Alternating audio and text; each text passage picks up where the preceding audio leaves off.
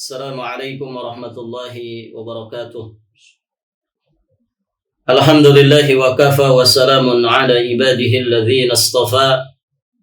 Asyhadu an la ilaha illallah wahdahu rabbi la syarika lah. Wa asyhadu anna Muhammadan abduhu wa rasuluh. Qala Allah ta'ala fil Qur'anil Karim ba'da a'udzu billahi as-sami'il 'alim minasy syaithanir rajim. يا أيها الذين آمنوا اتقوا الله حق تقاته ولا تموتن إلا وأنتم مسلمون أما بعد فيا أيها الحاضرون اعلموا أرشدكم الله فإن أصدق الحديث كتاب الله وخير الهدي هدي محمد صلى الله عليه وآله وسلم اللهم علمنا ما ينفعنا wanfa'na bima 'allamtana wa zidna ilman. Para hadirin jamaah rahimani wa rahimakumullah. Alhamdulillah kita senantiasa bersyukur kepada Allah Subhanahu wa taala.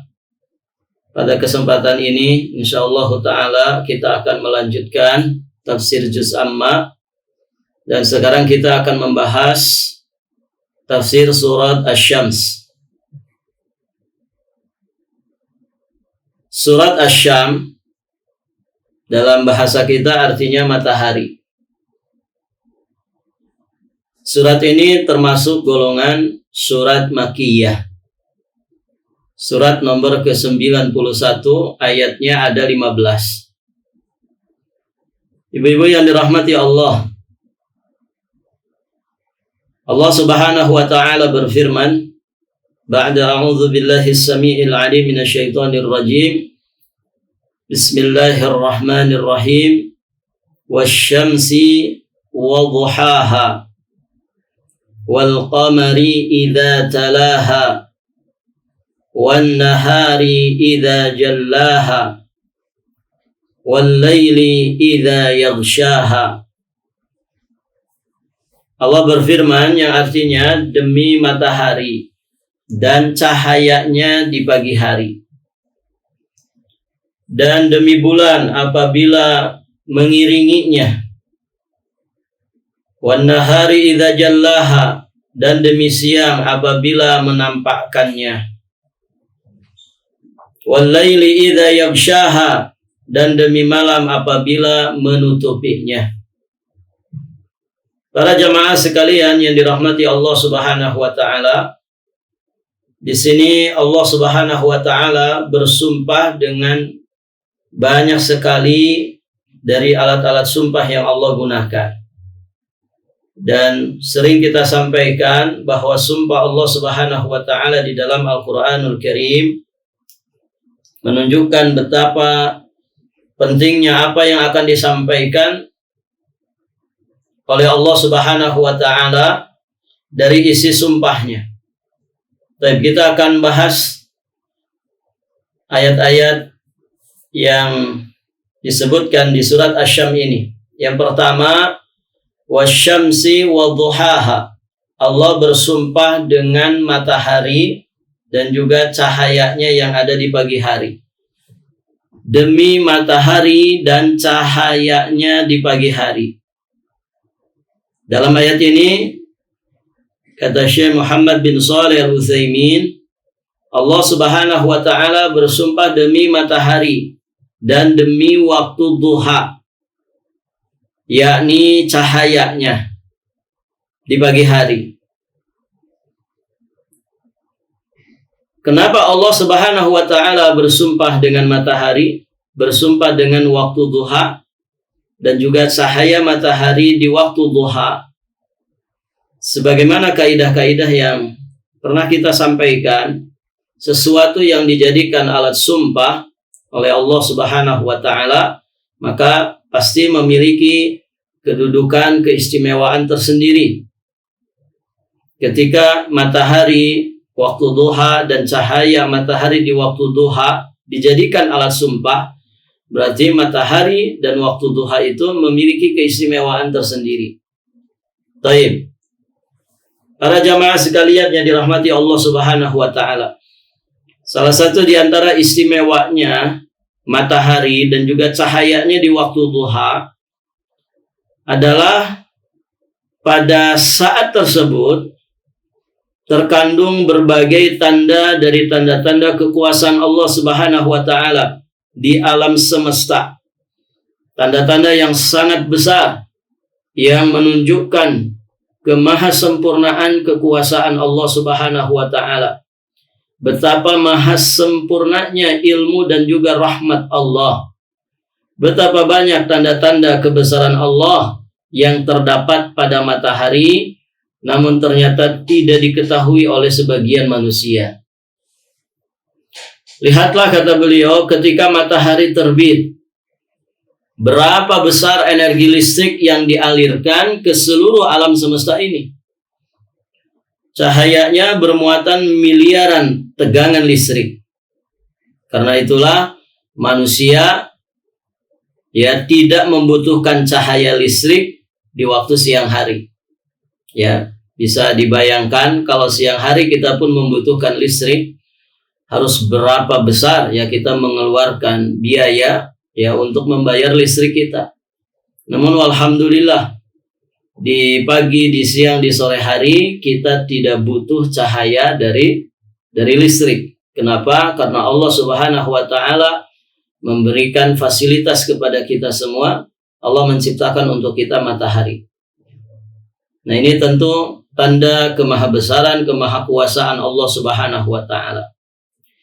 Lihatlah berapa banyak bumi mendapatkan manfaat dari sinarnya yang mengandung panas, baik untuk memproses kematangan buah ataupun menumbuhkan pepohonan yang jumlahnya hanya diketahui oleh Allah Subhanahu wa taala saja.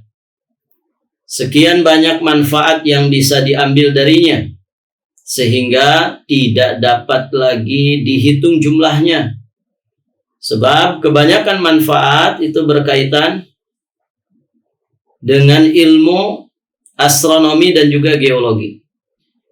Kebanyakan manfaat dan maslahat dari matahari ini itu terkait dengan satu ilmu tersendiri, namanya ilmu astronomi dan geologi. Namun semua itu menunjukkan tentang betapa besarnya kekuasaan Allah Azza wa Jalla. Nah, itu ibu-ibu yang dirahmati Allah. Jadi di sini Allah bersumpah dengan matahari, dengan cahaya matahari di waktu duha. Dan Masya Allah, Tabarakar Rahman, ibu-ibu yang dirahmati Allah, matahari itu merupakan tanda alam yang terbesar di siang hari.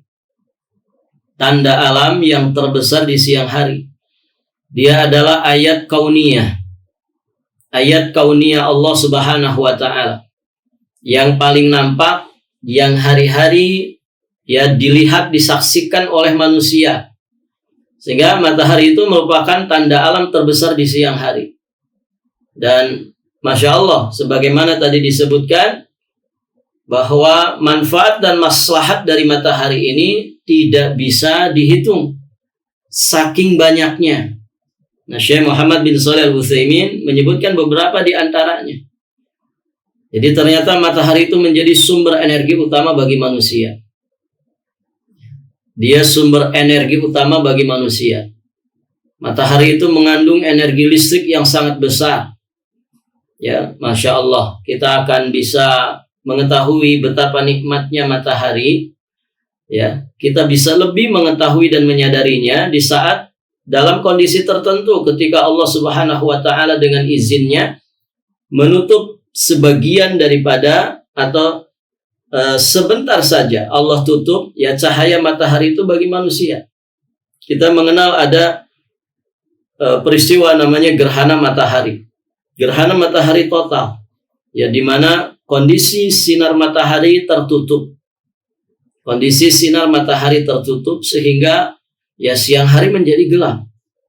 Alhamdulillah kita sama-sama pernah mengalaminya. Gerhana matahari total. Bagaimana kondisi saat itu? Tentu sangat mencekam sekali. Bagaimana di siang hari kemudian cahaya matahari tertutup. Jadi disebut malam juga tidak seperti malam banget begitu, disebut siang tapi redup, tidak ada cahaya matahari. ya kondisinya sangat mencekam. Nah, dari sinilah sesungguhnya kita mesti menyadari ya betapa besarnya manfaat maslahat yang diberikan oleh Allah Subhanahu wa taala melalui ya matahari ini. Jadi dia sumber energi utama bagi manusia, mengandung energi listrik yang sangat besar. Juga ibu-ibu yang dirahmati Allah, matahari itu akan menumbuhkan pepohonan. Ya, ada satu istilah ya dalam dunia tumbuhan, ya, ada istilah fotosintesis. Jadi proses ya bagaimana pohon itu bisa tumbuh berkembang ya dengan apa? Dengan bantuan sinar matahari. Kemudian juga matahari itu salah satu manfaatnya bisa mematangkan buah-buahan. Mematangkan buah-buahan. Ya, musim kurma, ibu-ibu yang dirahmati Allah, sebagian wilayah di Arab itu ketika mereka ingin mendapatkan manfaat dari kurma, maka kurma itu mereka bisa ambil manfaatnya, bisa dipanen ketika ada satu kondisi, satu musim ya di mana di musim tersebut kurma-kurma mereka itu akan matang. Dan ternyata musim itu adalah musim panas, gitu ya. Musim di mana terik matahari itu sangat-sangat menyengat sekali, sehingga mematangkan buah-buah kurma mereka. Pun termasuk di kita, begitu ya. Buah-buahan yang ada di pohonnya itu bisa masak, bisa matang di pohonnya. Salah satu di antara sababnya adalah dengan bantuan sinar matahari. Baik.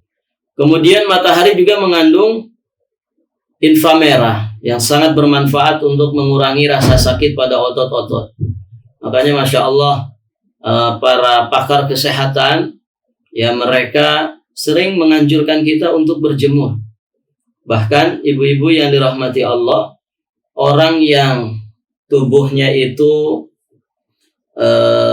terjemur oleh matahari itu biasanya lebih kuat imunnya, kemudian lebih sehat orangnya, dan kondisinya akan lebih baik ketimbang orang-orang yang tidak pernah terkena cahaya matahari.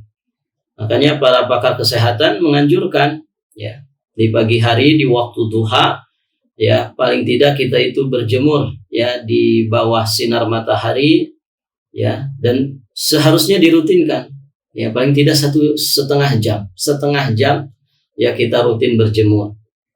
Ini akan sangat bermanfaat ya untuk kesehatan kita. Baik. Berikutnya, matahari itu mengandung ultraviolet yang tentu sangat berkhasiat untuk pembentukan tulang ya, vitamin D. Ibu-ibu yang dirahmati Allah, kalau kita lihat orang-orang tua dulu ya, sebelum semakin canggihnya dunia kedokteran ya, sebelum banyaknya beredar obat-obat kimia ya, orang-orang tua dulu ya, nenek moyang kita itu simpel ya ketika menangani satu jenis penyakit tertentu.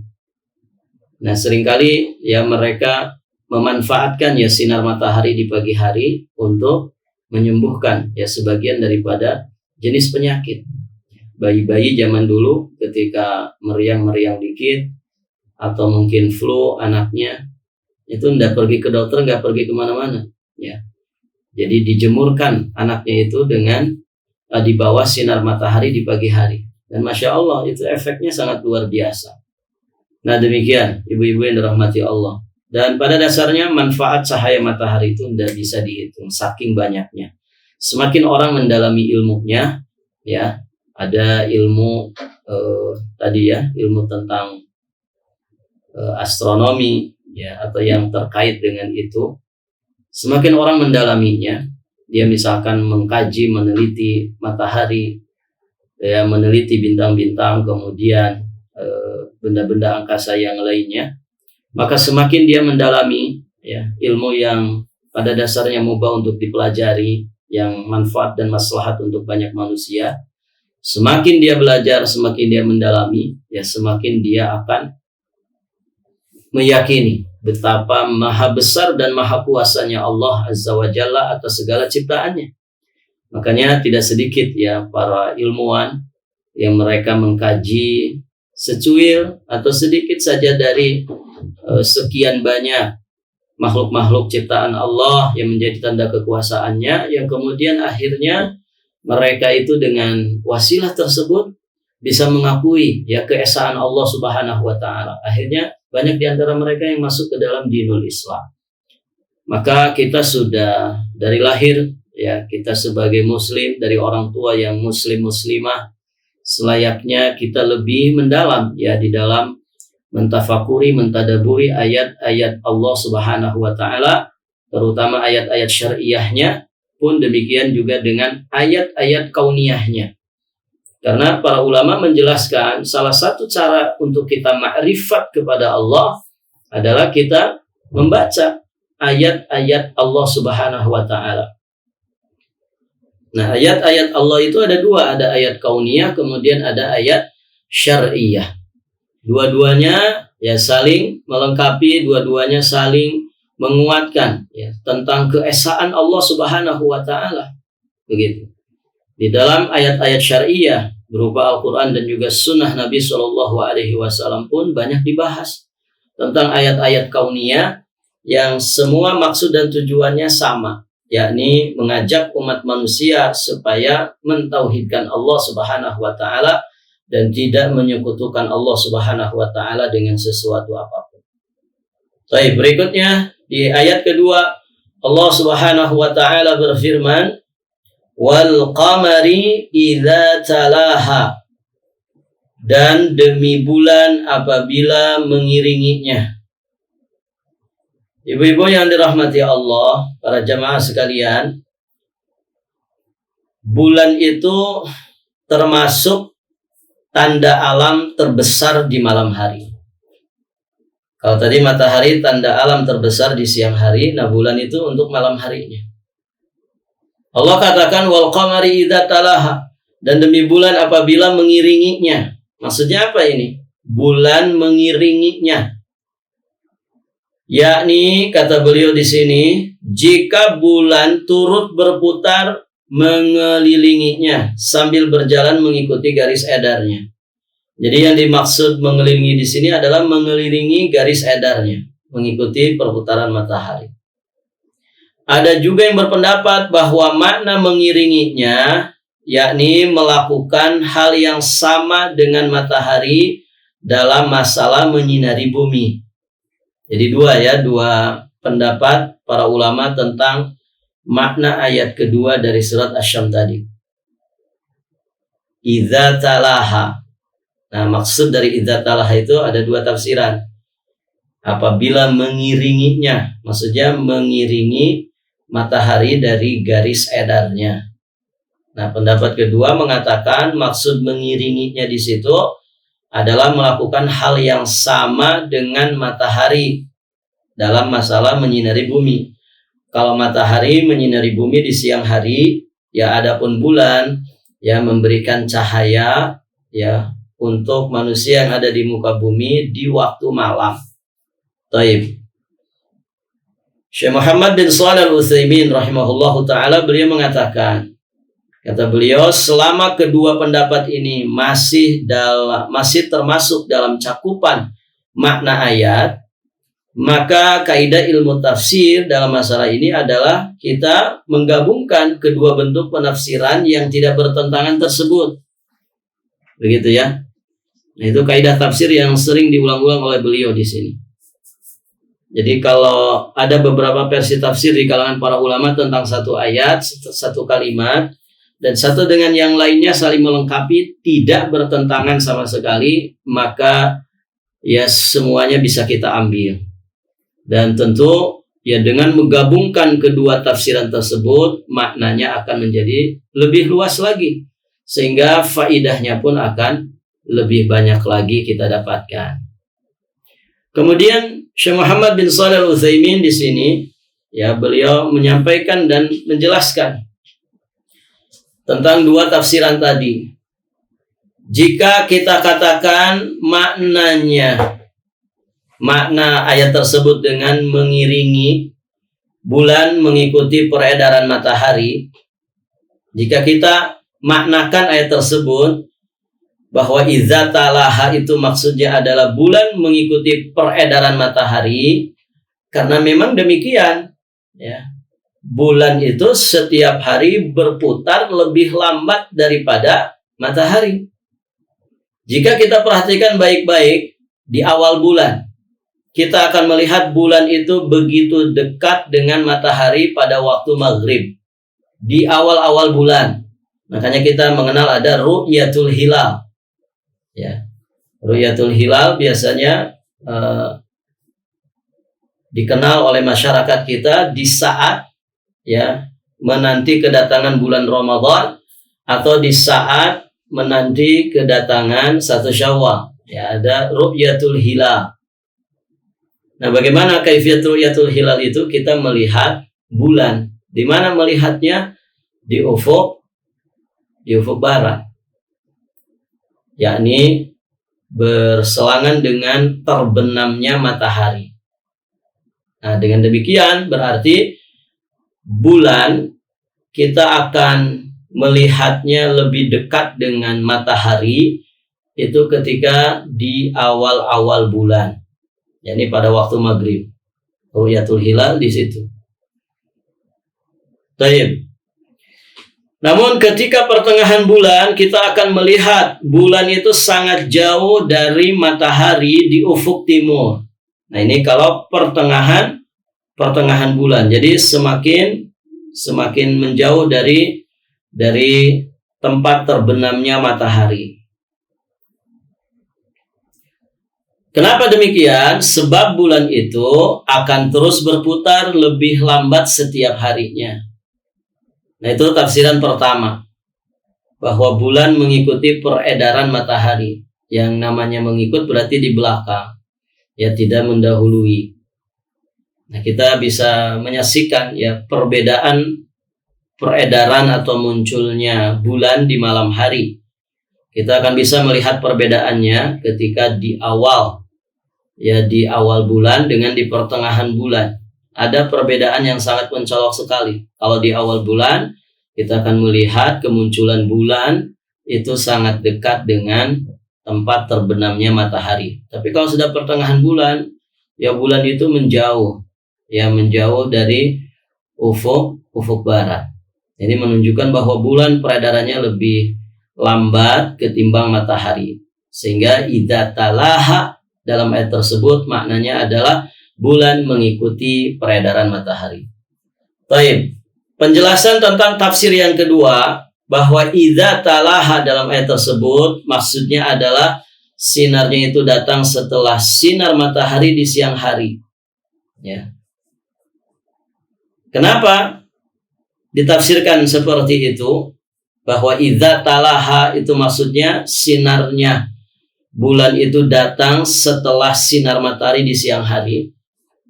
Sebab setelah matahari tenggelam, sinar bulan itu akan mulai nampak.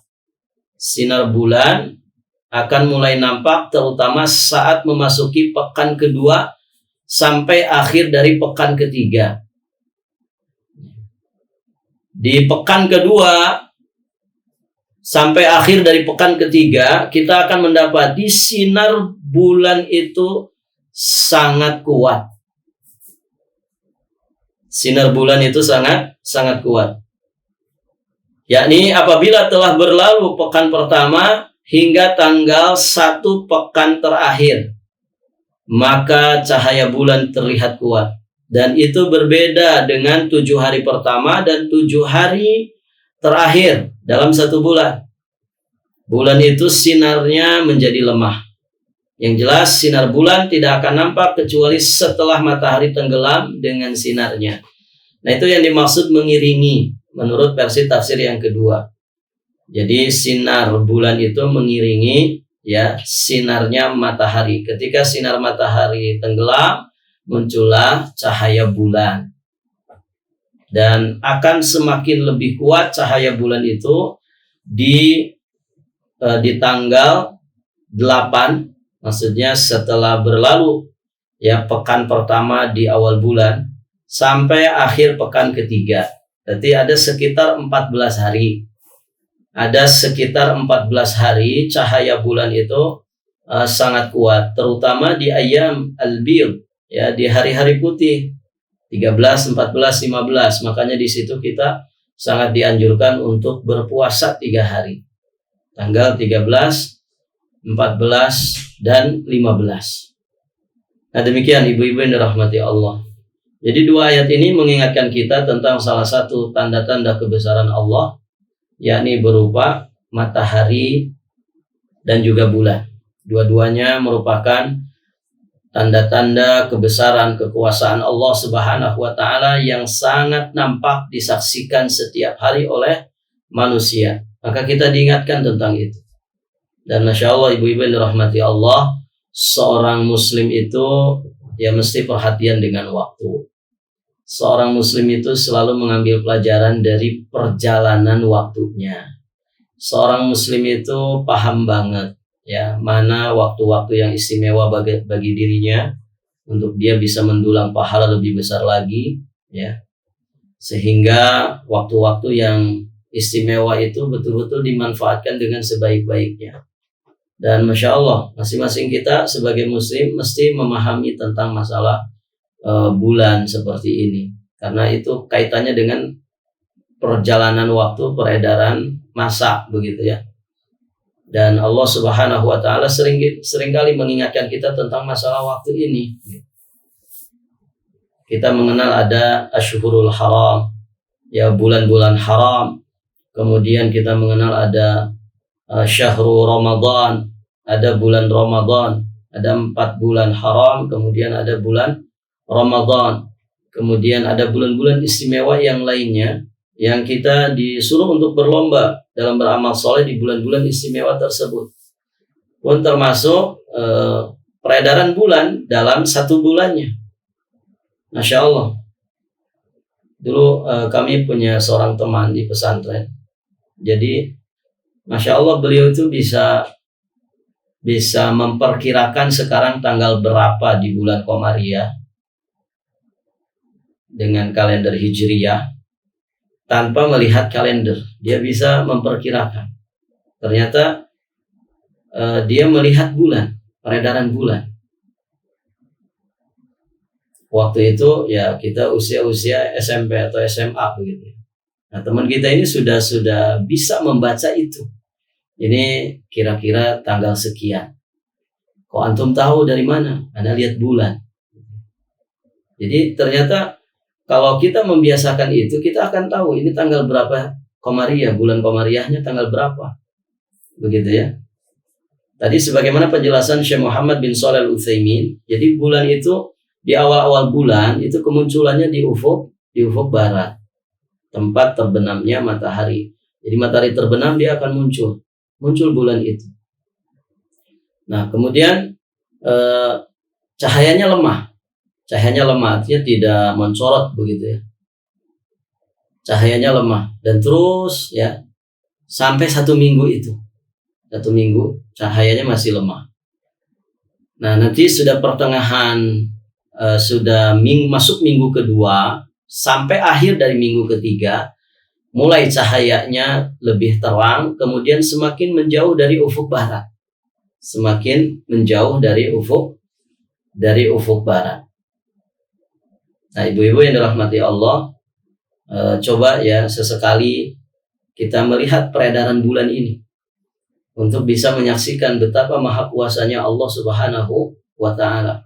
Jangan hanya bulan purnamanya saja begitu ya yang dinikmati. Ya. Namun kita bisa menyaksikan ya tanda-tanda kebesaran Allah di waktu malam ini dengan adanya bulan tadi, ya supaya kita lebih ma'rifat kepada Allah. Nah, itu ibu-ibu yang dirahmati Allah. Jadi Masya Allah ya orang bisa memperkirakan ya tanggal berapa sekarang dengan melihat bulan. Dan ibu-ibu yang dirahmati Allah, disitulah ada peredaran waktu, disitulah ada hikmah dan pelajaran yang sangat besar ya bagi kita semua. Dan masing-masing kita hendaknya mengambil pelajaran dari setiap episode kehidupan kita yang kita jalani, yang kita lalui. Karena kita ini kan kita ini kumpulan dari hitungan detik, dari hitungan menit, ya, dari hitungan jam berlanjut, hitungan hari, hitungan minggu. Kita ini kumpulan daripada hitungan bulan, hitungan tahun. Dan masing-masing kita harus mengambil pelajaran dan hikmah dari setiap perjalanan hidup itu. Artinya jangan monoton hidup itu. Hidup yang monoton itu tentu tidak menyenangkan. Tapi jadilah kita ya orang-orang yang betul-betul ya bisa mengambil hikmah pelajaran dari setiap perjalanan hidup kita untuk semakin menjadikan kita lebih baik di sisi Allah Subhanahu wa ta'ala. Lihat matahari dan bulan, kedua-duanya makhluk ciptaan Allah yang menjadi tanda kekuasaan Allah, dan kedua-duanya tunduk patuh kepada Allah. Mereka bertasbih kepada Allah Azza wa Jalla dengan caranya. Ya, maka kita yang lebih kecil dari dua benda langit ini, ya, maka jangan pernah sombong. Kita juga wajib tunduk patuh kepada aturan-aturan Allah Subhanahu wa ta'ala. Sami'na wa ata'na. Kita dengar, kita taat apapun yang diperintahkan Allah kepada kita, apapun yang dilarang Allah untuk kita. Baik, ibu-ibu yang dirahmati Allah, berikutnya di ayat ketiga,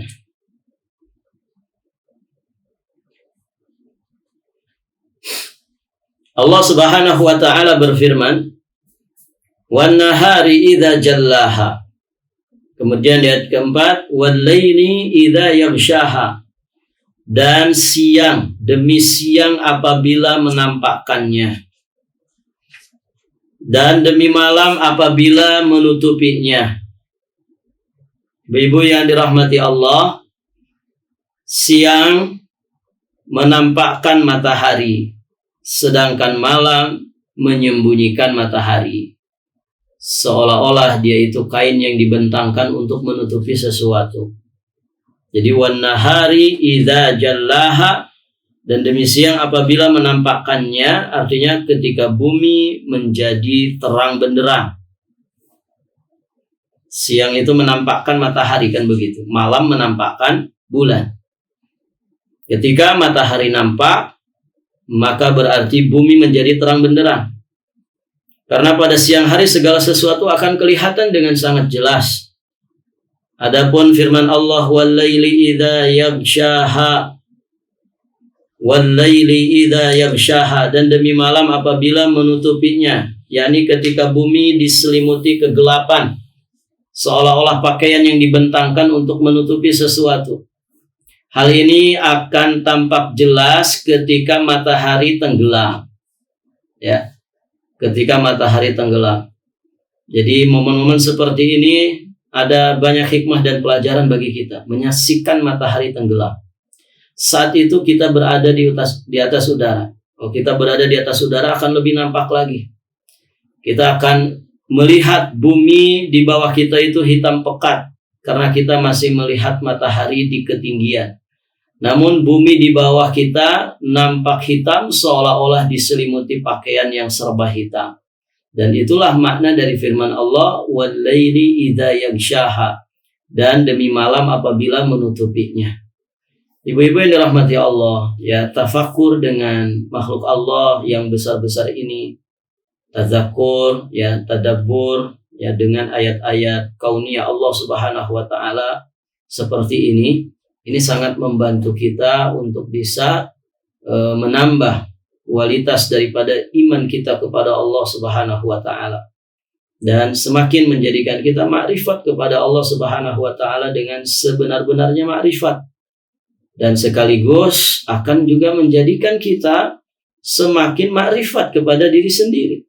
Ya, betapa dhaifnya kita, betapa lemahnya kita, betapa kecilnya kita di hadapan Allah Azza wa Jalla yang maha besar. Ya, sedangkan kita di hadapan makhluk ciptaannya saja tidak ada apa-apanya. Tidak ada apa-apanya. Nas'alullah al-afwa wal-afiyata wassalam. Nah, demikian. Ibu yang dirahmati Allah, malam dan siang juga kedua-duanya merupakan tanda-tanda dari kebesaran Allah Subhanahu wa ta'ala. Banyak sekali bimbingan Allah dan Rasulnya bagaimana kita memanfaatkan waktu-waktu malam kita dan juga waktu-waktu siang kita. Dan itu sering dinasihatkan oleh para ulama. Ada seorang ulama yang kemudian ditanya, ya, bagaimana pendapatmu tentang thalabul ilmi? Maka dijawab, thalabul ilmi itu hasanun jamil. Thalabul ilmi itu adalah perbuatan yang hasan, perbuatan yang elok sekali. Ya, walakin indur, akan tetapi lebih dari itu hendaknya masing-masing kalian melihat apa yang selayaknya dia kerjakan hina yusbih wa hina yumsi, di saat dia ada di pagi hari, di saat dia ada di sore hari, atau bahkan di saat dia ada di malam hari. Karena ibu-ibu yang dirahmati Allah, hidup kita untuk ibadah, dan ibadah itu butuh modal. Salah satu modal yang paling mendasar untuk kita bisa ibadah kepada Allah adalah punya kesempatan, punya usia, punya waktu untuk beribadah kepada Allah Subhanahu wa Ta'ala. Dan waktu kita adalah terdiri dari siang dan malam. Maka kalau orang menyia-nyiakan siang dan malamnya, berarti dia menyia-nyiakan modal yang Allah berikan kepada dirinya. Orang yang menyia-nyiakan modal sangat rawan sekali mendapatkan kerugian. Orang yang memanfaatkan modal dengan sebaik-baiknya, maka insya Allah dia akan memperoleh keberuntungan. Nah, begitu ibu-ibu yang dirahmati Allah. Jadi perhatikan malam dan siang kita. Ketika Allah mengingatkan kita dengan dua waktu ini melalui sumpahnya, ini sesungguhnya memberikan pelajaran kepada kita bahwa semestinya kita pun menganggap dua perkara ini, malam dan siang, adalah perkara penting ya bagi kita semua untuk semakin menjadikan kita lebih baik di sisi Allah Subhanahu wa Ta'ala. Karena itulah modal. Dan kita tidak pernah tahu ya seberapa lama lagi kita akan bisa menikmati malam-malam dan juga siang-siang. Gitu ya. Maka Nabi ya mengajari kita ya meminta kepada Allah umur yang panjang di atas ketaatan kepada Allah Subhanahu wa Ta'ala. Karena sebaik-baik manusia adalah yang umurnya panjang dan bagus amalnya. Seburuk-buruk manusia adalah yang panjang usianya namun jelek amalannya. Baik. Berikutnya Allah Subhanahu wa Ta'ala berfirman, "Was-sama'i wa ma banaha wal ardi wa ma tahaha." Dan demi langit serta pembinaannya. Bina itu maksudnya bangunan. Dan demi bumi, wa ma tahaha, serta penghamparannya. Demi langit, ya. Demi langit serta pembinaannya, dan demi bumi, ya, serta penghamparannya. Jadi di sini, ibu-ibu yang dirahmati Allah, selanjutnya Allah Subhanahu wa Ta'ala bersumpah dengan makhluknya yang lain yang sama-sama makhluk besar, yang seharusnya bisa menjadi pelajaran bagi kita semua, yakni langit dan bumi. Langit dan bumi termasuk tanda-tanda kebesaran Allah, termasuk ciptaan Allah Azza wa Jalla, termasuk ayat-ayat kauniyah yang bisa mengantarkan kita kepada ma'rifatullah dengan sebaik-baiknya. Langit dan bumi. Ya. Baik. Syekh Muhammad bin Shalih Al-Utsaimin di sini menyebutkan langit dan bumi selalu disebutkan beriringan satu sama lain. Para ahli tafsir menjelaskan dalam penafsiran ayat was-sama'i wa ma banaha, dan langit serta pembinaannya. Sesungguhnya huruf ma di situ itu maknanya adalah masdariyah. Kita kalau belajar ilmu nahwu, ibu-ibu yang dirahmati Allah, kita akan dapatkan ya pelajaran tentang huruf ma. Huruf ma dalam bahasa Arab itu banyak sekali. Ada ma mausul, ada ma zaidah, kemudian ada ma masdariyah, ada ma yang fungsinya untuk nafi, banyak sekali. Sama seperti huruf fa ya, dalam bahasa Arab juga ada fa sababiyah. Ya, ada macam-macam huruf fa. Ya. Demikian. Nah, di sini ada huruf ma, was-sama'i wa ma. Ma di sini ma apa? Beliau jelaskan di sini huruf ma pada ayat ini bermakna masdariyah. Artinya menjelaskan atau berfungsi menunjukkan tentang masdar. Wa ma banaha itu takdirnya seolah-olah kita mengatakan was-sama'i wa binaiha. Banaha masdarnya kan binaiha. Demi langit dan juga bangunannya, binanya. Bina itu bangunan, ya. Dan demi langit serta pembinaannya. Demi langit serta bangunannya. Bangunan langit kayak apa, ibu-ibu yang dirahmati Allah?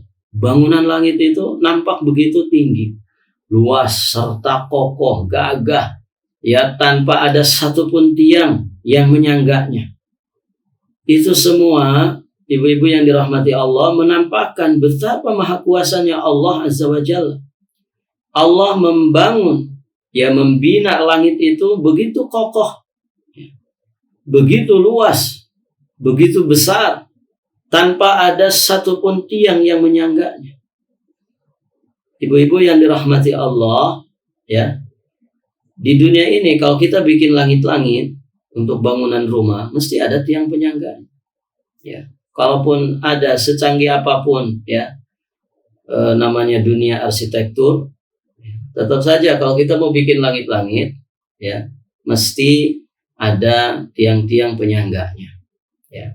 Zaman dulu di tengah-tengah tiang penyangganya. Kalau bangunan masjid gitu ya, kemudian sangat luas, biasanya ada tiang penyangga 4 gitu ya, di tengah-tengah, atau bahkan lebih dari itu. Ya. Kita kalau melihat Masjidil Haram, Masjid Nabawi yang sedemikian luasnya, ya, coba ada berapa tiangnya gitu ya? Sangat banyak sekali. Ya, jadi atapnya itu butuh kepada tiang penyangga. Ya. Kalaupun ada yang tanpa tiang, namun kan tetap dia satu dengan yang lain saling menopang dengan penopang tiang walaupun tidak di tengah. Gitu. Nah, ibu-ibu yang dirahmati Allah, langit ini Allah ciptakan tanpa ada satupun tiang penyangga, tanpa ada satupun tiang penopang. Ini menunjukkan betapa hebatnya, betapa kuasanya Allah Azza wa Jalla di dalam menciptakan langit ini. Dan Masya Allah, ibu-ibu yang dirahmati Allah, kita kalau naik pesawat juga kan, melihat langit itu luar biasa menakjubkan. Yang seharusnya itu semakin menjadikan kita ma'rifat kepada Allah Subhanahu wa Ta'ala, semakin menjadikan kita sadar dengan dhaifnya kita sebagai hamba Allah Subhanahu wa Ta'ala. Nah, itu langit. Dan akan semakin paham lagi orang terhadap kemahabesaran Allah tentang masalah ini ketika dia mendalami tentang seluk-beluk langit ini, begitu ya. Dan sesungguhnya apa yang ditunjukkan di dalam ayat ini pun ini sudah menjadi ya satu wasilah untuk kita benar-benar bertakwa kepada Allah Subhanahu wa Ta'ala, meyakini kemahabesaran dan juga kemahakuasaannya. Allah Subhanahu wa Ta'ala menyebutkan di Surat Al-Mulk ayat yang ketiga, ayat yang keempat. Allah berfirman, "Ma tara fi khalqir rahmani min tafawut, farji'il basara hal tara min futur." Kamu sekali-kali tidaklah melihat pada ciptaan Rabb yang Maha Pemurah sesuatu yang tidak seimbang. Maka lihatlah berulang-ulang. Farji'il basara, lihat lagi, ulangi lagi penglihatan kita. Adakah kamu melihat sesuatu yang tidak seimbang? Jawabannya tidak ada. Semua seimbang, semua dengan desain yang terbaiknya, ya, desain yang paling sempurnanya. Kemudian pandanglah sekali lagi, niscaya penglihatanmu akan kembali kepadamu dengan tidak menemukan suatu cacat, ya, sedikit pun, dan penglihatanmu itu pun dalam keadaan payah. Nah, begitu. Itu tanda-tanda kekuasaan Allah Subhanahu wa Ta'ala. Ya, bulan dan matahari, ya, datang silih berganti, bintang-bintang yang ada tidak saling bertabrakan, tidak jatuh, menggantung di angkasa sana, begitu indahnya. Semua itu akan menjadi ujian bagi manusia. Ya, siapa yang beriman kepada Allah dengan sebenar-benarnya, siapa yang kufur, siapa yang bertakwa kepada Allah dengan sebenar-benarnya, dan siapa yang bermaksiat kepadanya. Karena alam seperti ini, alam semesta yang Allah Subhanahu wa taala ciptakan, ini juga seringkali menjadi wasilah untuk orang bermaksiat. Ya, bagi seorang mukmin, peristiwa munculnya matahari, terbitnya matahari, terbenamnya matahari, ini peristiwa yang menjadi wasilah sangat besar untuk dia tafakur, tadabur, begitu ya. Namun bagi sebagian orang dimanfaatkan untuk maksiat. Ya. Mereka datang ke satu tempat untuk kemudian melihat fenomena itu. Ya, mungkin dengan, mohon maaf, dengan pacarnya, begitu ya. Dengan lawan jenis yang ya tidak halal baginya untuk dia berdua-duaan. Ya, dan lain sebagainya. Ada yang ditemani dengan mungkin secangkir, 2 cangkir minuman keras, ya, sambil menikmati fenomena alam tersebut. Pun demikian di bulan purnama, ya, di indahnya bintang gemintang di malam hari. Bagi orang-orang mukmin ini sesungguhnya wasilah untuk dia semakin menguatkan imannya dan menjadikannya semakin takut kepada Allah. Namun di sisi yang lain, fenomena alam seperti itu dijadikan oleh sebagian orang untuk ya bermaksiat kepada Allah Subhanahu wa taala, terlena dengan gemerlapnya dunia. Nasallallahu alaihi wal afiyata wassalam. Kemudian ibu-ibu yang dirahmati Allah, Allah katakan wal ardi wa ma tahaha, dan demi bumi serta penghamparannya. Yakni demi bumi yang dihamparkan sehingga menjadi datar. Tidak terlalu lunak, tidak terlalu keras, tetapi dirancang agar sesuai dengan kebutuhan manusia.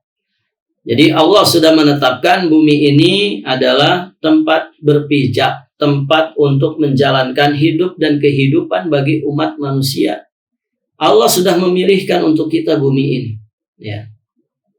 Dan tentu berbeda dengan planet-planet yang lainnya. Walaupun banyak orang berusaha untuk meneliti, mengkaji planet yang lain.